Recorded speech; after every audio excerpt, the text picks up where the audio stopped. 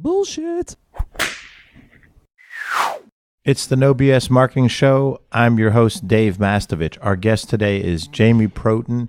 Has a diverse background, worked for a number of years as a VP of business development for an engineering firm, has also spent a great deal of time on the engineering side throughout his career in the BD capacity, closing new business, business planning, business strategy. That led him to form his own company, the Protin Group. Jamie, marketing is about clearly defining your target markets, finding out what they want, developing it if you don't already have it, because the marketing intel will often tell you you don't already have exactly what they want. Mm-hmm. And so making sure you have it, then giving to them when and where they want it at a price they're willing to pay, and then telling them about it again and again.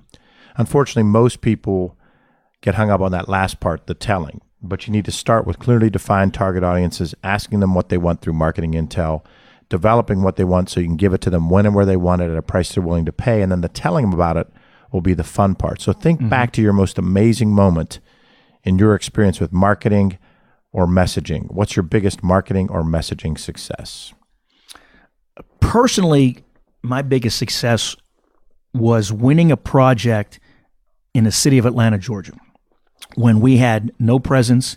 Nobody down there knew us. We didn't have an office. We didn't have an employee in the Atlanta market. We heard of a project that was coming up. So what we did, we developed a marketing plan first to go and get ourselves in the marketplace as far as telling our story, putting our message out there, who we were, what we could do. We were a company with a 105-year-old history, okay? So we had that brand of Chester Engineers, even though the ownership team was new. Chester Engineers as a brand was a 105-year-old firm. Now here in Pittsburgh, we've always been headquartered here. So here in Pittsburgh, everybody knew that. In Atlanta, what did that mean? So we had to take our skill set, who we are, and tell our story in the marketplace, not for the city of Atlanta, but to stimulate other engineering firms who were long established and were looking for partnership opportunities. And what came from that was that we started to have firms reaching out to us to get to know us. And so what we wound up doing was having a choice of 3 firms, national, international firms to partner with. So instead of going down and knocking on doors, we were able to, from right here in Pittsburgh, put together a business development approach, our strategy, where we wanted to be, what the desired outcome was, take and then apply a marketing plan to that. And we wound up teaming with the right team, and we won a contract that's going to be worth, what is worth, over $2 million a year over 5 years, which we could not have gone in there and won that on our own because we were totally unknown. Now we have an office and a couple of people, feet on the ground in the Atlanta market. So personally, that's something I'm proud of, because we were able to do that in Charlotte, North Carolina area as well, Greensboro, Charlotte, North Carolina. So going into a market where you're completely unknown, where you have no presence, no history, and finding your niche, okay, kind of planting your flag and developing a presence and an office is really kind of gratifying. But I'll tell you real quick a story about what I think is, to me, the most impressive marketing thing I've ever seen. When I worked here in town, there was a young fella who sold flowers on the street right out here, right? And he would come every day around lunchtime and set up with 8 or 10 buckets with water with fresh flowers in it. And they were just random bouquets of flowers, different flowers, but always bright, really cool springtime, summer. So, and he had a sign, a handwritten sign that said, fresh flowers, $5. Okay. So a couple times a week, I would come out of work at the end of the day, and he'd be sitting there with basically 8 or 10 buckets full of flowers, not really selling much. So Terry always liked fresh flowers on the kitchen table, so I'd buy 1 or 2. They're $5 a piece, so I'd get them. So one day, I came out. I was running late back from lunch, so I didn't see him there at lunchtime, but I came out, and I walked down. He was going to get some flowers, and here he had 10 empty buckets of water. So I looked, and I thought, he never sells these flowers. So, because I always admired his persistence, never selling anything.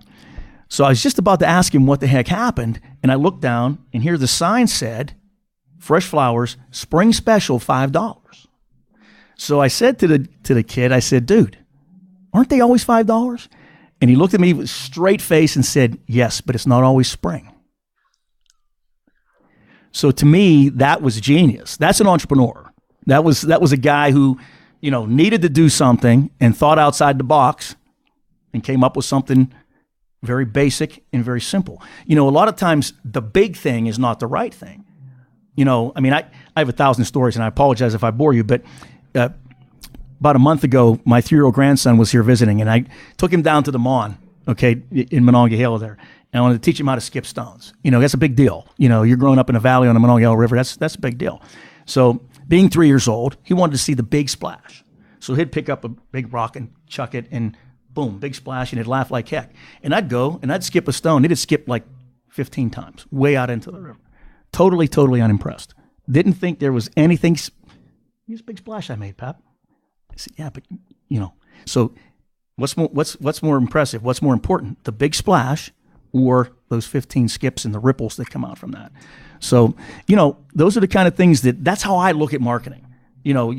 Most often than not, the piece that you're looking for, the theme that you're looking for, and is the simple thing that's right in front of you.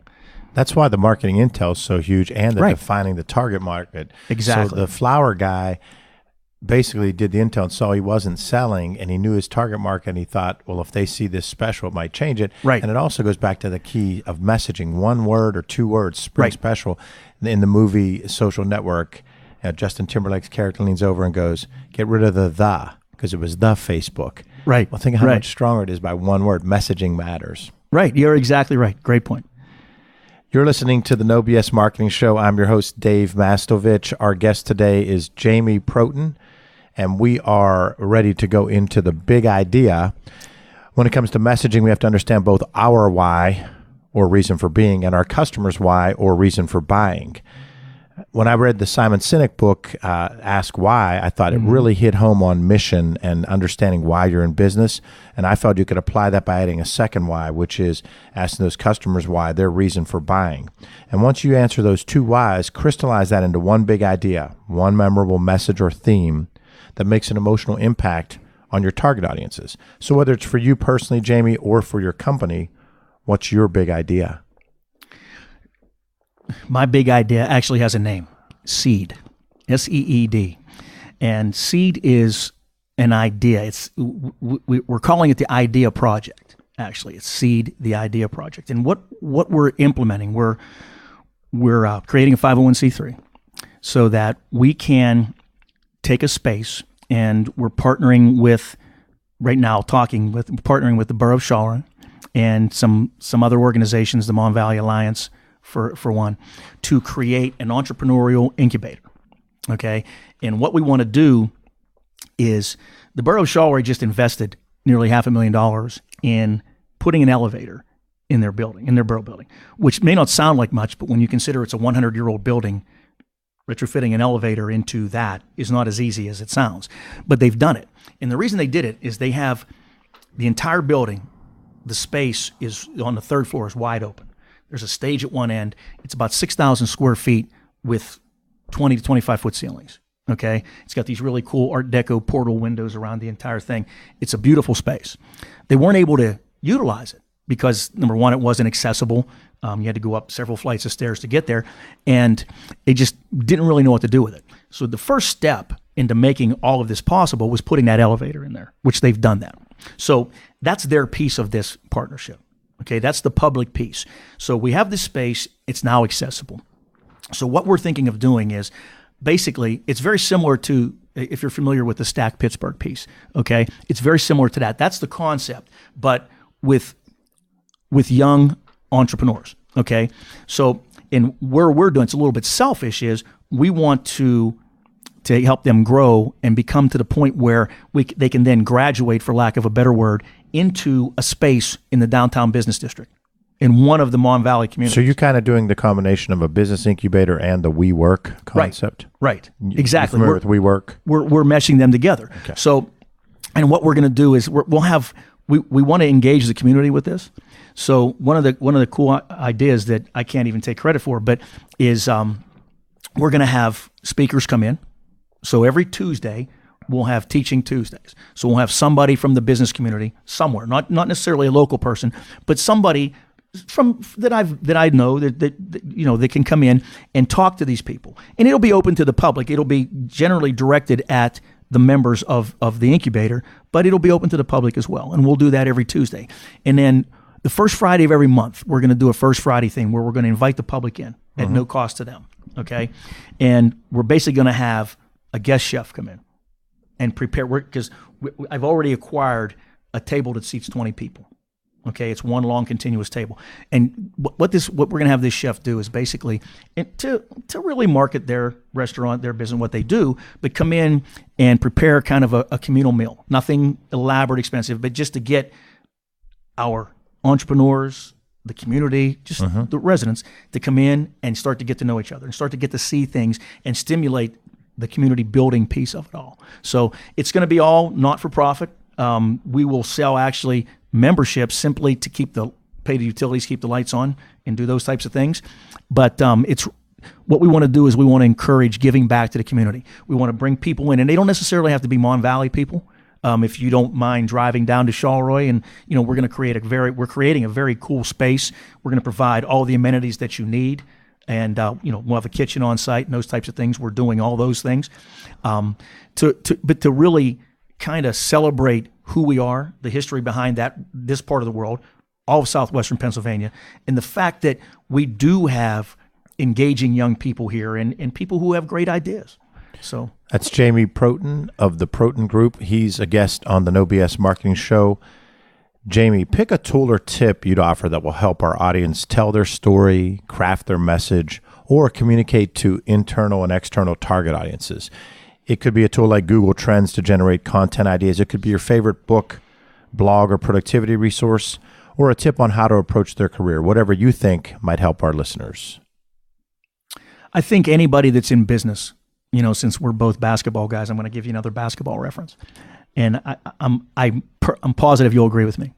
Every person who's going to get into business, I don't care what level you're at, go and read, memorize, and understand John Wooden's Pyramid of Success, because it's not a basketball thing. It's a life thing. And that's, if I could encourage somebody to read one thing, to go and base. Yeah, I have it hanging on a wall in my office, and I always have. I'm a child of the '60s and '70s, so UCLA basketball was where it was at. And when you think about how applicable those principles are to business, it's a no-brainer. And that's one thing I would say. And the other thing is, going back to what I said about people, the business of business is people. So your internal and external audience are exactly the same. They're people, just like you. You have to love them, you have to care for them, and you have to want to protect them like family. That's my best advice. Great tip. The book Wooden on Leadership includes the Pyramid of Success within it. And so we'll put both on the show notes. But Wooden, amazing the number of books he wrote, and that Wooden on Leadership is just phenomenal. And, yes. And the Pyramid of Success is great, and it is way beyond basketball. So it's time to keep calm and hit the bullseye. Jamie, I'll ask you to choose between two marketing or messaging classics. Here's how it goes. You tell me which one you like more, and then give your rationale. But you only have a few seconds to choose and hit the bullseye. Okay. This is your brain on drugs, or just say no. Just say no. Because it's a very simple thing. It's an incredibly simple thing that people complicate. Everybody has a right to choose. Leadership is a choice. Everything in your life is a choice. Just say no. I'm loving it, or have it your way. I'm loving it. I think that's the key to everything. You got to love what you do. How about these two campaigns, both hugely successful? One is more successful and nationally known, but boy, did they both make a huge impact. Got milk, or pardon me, do you have any Grey Poupon? Very funny. Got milk, though. I think that's, again, simple.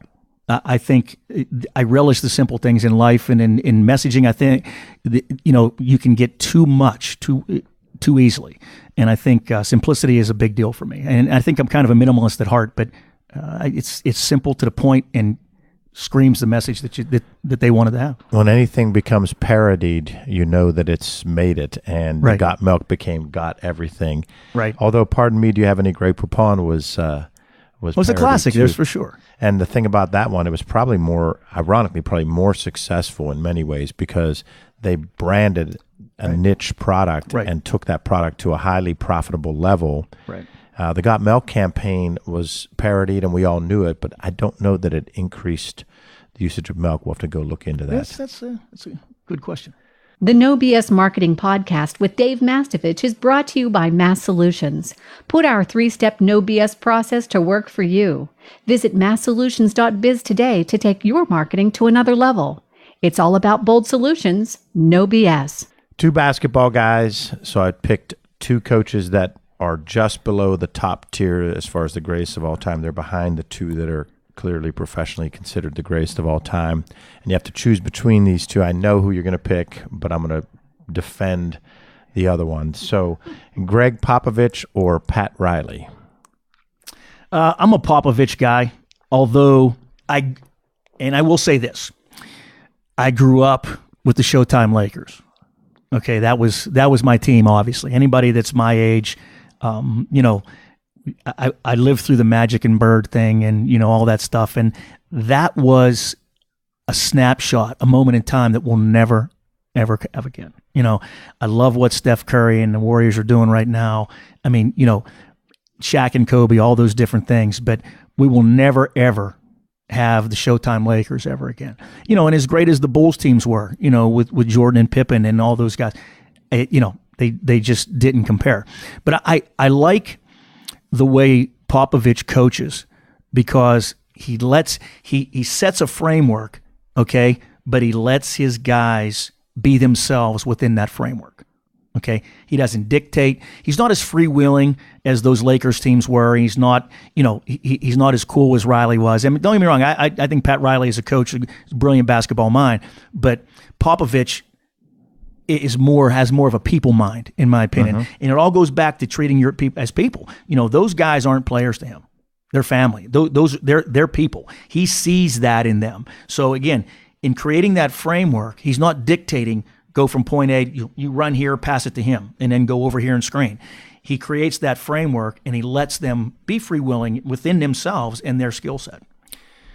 I knew you'd pick Popovich, and so would I. And it's amazing the evolution for me because I'm a big Riley guy. And so I'll go through both things. Both of them huge innovators. Pat Riley pretty much created the walkthrough. We all do walkthroughs now, but he would go to a hotel and if they didn't get any, he'd get them like the hotel's ballroom, like where the Mon Valley Hospital gala is. He would have them tape it off of a half court and he would go and do a walkthrough. Right. So he's an innovator. Suzanne, being the huge basketball fan that she is, I reminded her yesterday of the Charles Smith missing 4 shots in 14 seconds. If Charles Smith doesn't miss 4 shots in 14 seconds in the NBA semis in 1993, everything changes. Right. Michael doesn't win 6. You're exactly right. Pat Riley wins at 3 places. Yep. Kobe gets to say he has as many as Michael. The whole world changes. Right. So right. I guess I don't really care because I like it the way it is. But Charles Smith got blocked 4 times in the span of 14 seconds in a game that had the Knicks won, they would have eliminated the Bulls. I'm pretty certain. So Riley won in 3 places. An innovator with the walkthrough. An innovator of taking that Lakers team to be great, although I think the best team of the 80s was the 86 Celtics. I agree. The thing about Riley, it's an evolution. Riley was the last in the era of controlling, and he would burn them out after they repeated. The Lakers hated him. They wanted to actually beat his face in. Then he goes to the Knicks, and he takes and says, well, I don't have the fast guys, so I'll play this brawling Big East crappy basketball, exactly right. And he took the Charles Knicks Oakley all the way, but it took set basketball back 20 years. He's the last guy that was the controlling one to still win, but he was amazing. Then you look at Popovich, I agree completely. He does read and react with some concepts. He's disciplined enough to give you structure. Right. He doesn't let anyone be bigger than the team. he found the perfect guy for him. And all of these great coaches had that guy. It's exactly His right. happened to be Duncan, which fits him perfectly. Right. Riley happened to have kind of two because he had Kareem and Magic, but then he also got Shaq and D. Wade for the other title. Phil had Jordan, Pippen, Shaq, Kobe. So two great coaches. We agree that Popovich gets a slight edge over Riley. He's not quite up to Auerbach and Phil Jackson. Right. They just simply have a mass of more rings. Remember what Coach Wooden said. If you have a choice between talent and experience, choose talent every time. Yes. Okay, and that's, you look at those guys, it's pretty tough not to win with Michael and Scotty and Kareem and Magic. Yeah. So it's all relative. But I agree with you. I think Pop's a hair above. I coached a lot of years, and I've won a lot, and the teams that had championships always had one guy that was better than everybody on the other team and other good guys. Right. And That's exactly right. So, like, I can coach anybody you give me, but if you give me equal guys to the other guy, I'm going to win. I'm going to win. If you give me equal guys. If you give me one guy that's better than everybody, I'm going to win every time. That's Maybe not every exactly time. right. I win 9 That's out of exactly 10. I win right. 9 out of 10. But that's at youth and AAU and high school. Like, if you get to college, you're not going to win 9 out of 10. You can win 75 out of 100. But moving on to the next one. Nothing outlasts the Energizer or the Duracell Bunny. And this is going to lead to some cool discussion. Nothing outlasts the Energizer or the Duracell Bunny for selling batteries. Nothing outlasts the Energizer, because I think that persistence is the key to everything. Persistence is the key to winning. So here's the story about these two. In 1973, Duracell goes with the bunny. They put a bunny on their commercial that shows this bunny that the batteries last longer for the bunny. Nothing outlasts the Energizer makes fun of the bunny, and they make their bunny have sunglasses and it runs off everybody. Kind of parodies the 40% of Duracell's customers thought the ads from the Energizer were about Duracell. Mm-hmm. So while it's a memorable campaign, because it kind of said, we're going to show you what the competition does and show how we do it better, it actually didn't succeed. Oh, yeah, that's a good point. That's a very good point. That's a very good point. And then we have to go with something social, LinkedIn or Twitter. Wow. I'm going to say Twitter because, you do much social stuff on LinkedIn. They get mad at you and put you in timeout. So I think it's tough to convey sometimes in 140 characters, but I think Twitter has more of a social aspect to it. That's good insight. So now we move on to the sights and sounds of marketing. And this episode, Sights and Sounds of Marketing, focuses on something near and dear to our guest, Jamie Protin. It's the Mon Valley. The sights and sounds of the Mon Valley. It's got a lot of hidden gems that shouldn't be hidden gems. No more best-kept secrets like Lenora's or the back porch. Easy access in and out through the Montfade Expressway. All kinds of stuff going on. Jamie, I had the opportunity to spend a number of years as VP of Monongahela Valley Hospital early in my career. I remember a lot going on back then, and I've seen the change personally. One of our guests was Nora Hewitt, who won Sci-Fi's Face Off. She went to Douglas Education Center, and we actually taped the show in a studio at Douglas. Oh, okay. So let's talk about the Mon Valley. There's a lot of great things, and I'm glad you mentioned Douglas. I'm actually on the business advisory board for Douglas, and they're a very important member of our Chamber of Commerce. We partner with them.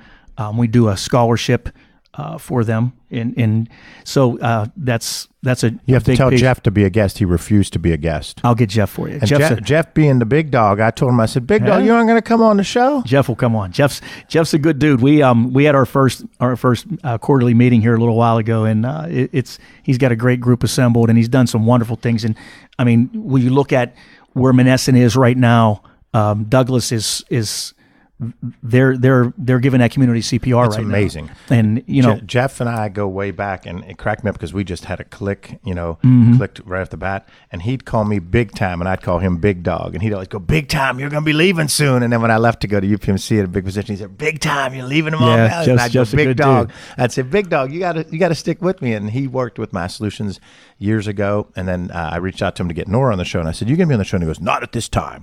And I said, "All right, we'll get you back, Big Dog." So you got to get Jeff on the show. We'll get him. He's a good guy, and so I mean, what I like to define our Mon Valley. Okay, we have two pillars. We have a pillar at each end. One is Mon Valley Hospital. The other is California University of PA.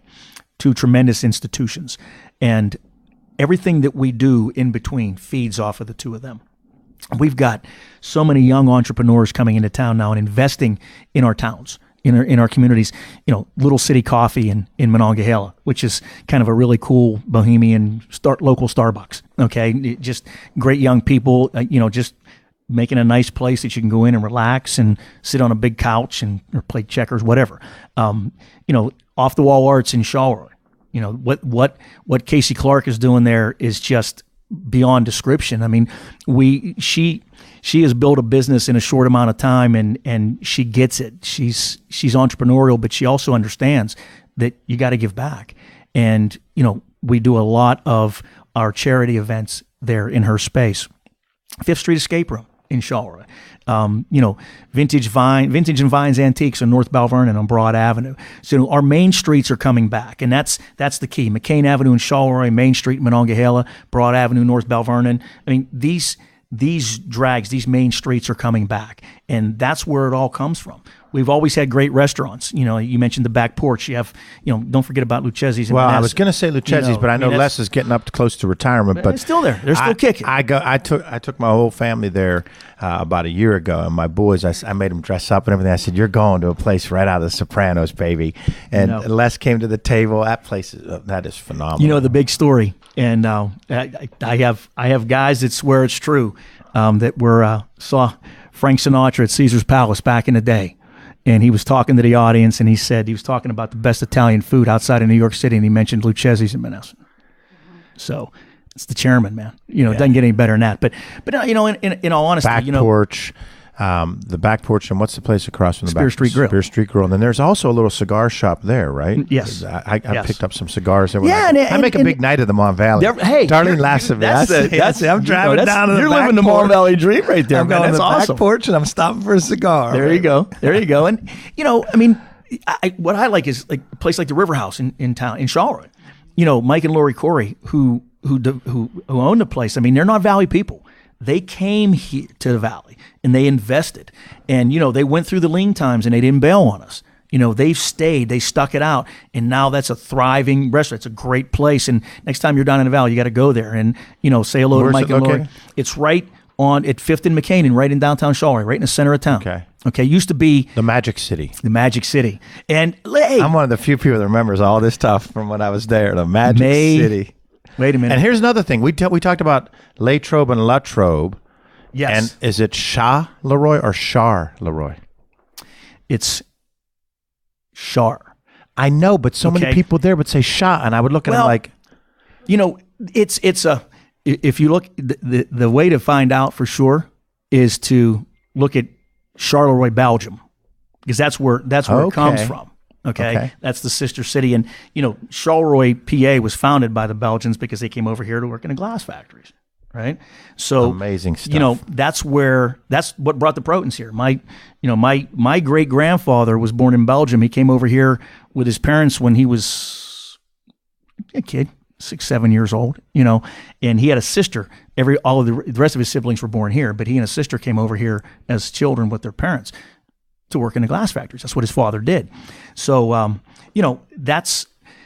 we're embracing that industrial piece. We're embracing that past, that history, the glass industry, the coal industry, the steel industry. But we've acknowledged finally in the Valley that we're not going back there.